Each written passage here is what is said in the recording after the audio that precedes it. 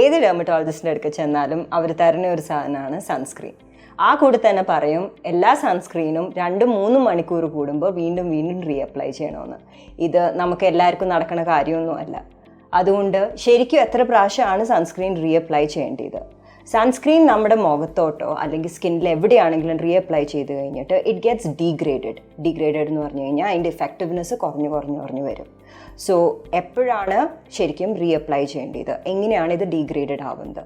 This degradation happens generally excessive sun exposure അല്ലെങ്കിൽ ഭയങ്കരമായിട്ട് വേർക്കണ ഒരു സിനാരിയോയിൽ, സ്വിമ്മിങ്ങിന് പോകുമ്പോൾ, ബീച്ചിലായിരിക്കുമ്പോൾ, പുറത്ത് എവിടെയാണെങ്കിലും. സോ അങ്ങനത്തെ ഒരു സിറ്റുവേഷനിൽ പുറത്താണ് എക്സസീവ് സൺ എക്സ്പോഷർ ഉണ്ടെങ്കിൽ വീണ്ടും എല്ലാ 2-3 മണിക്കൂർ കൂടുമ്പോൾ റീഅപ്ലൈ ചെയ്യണം.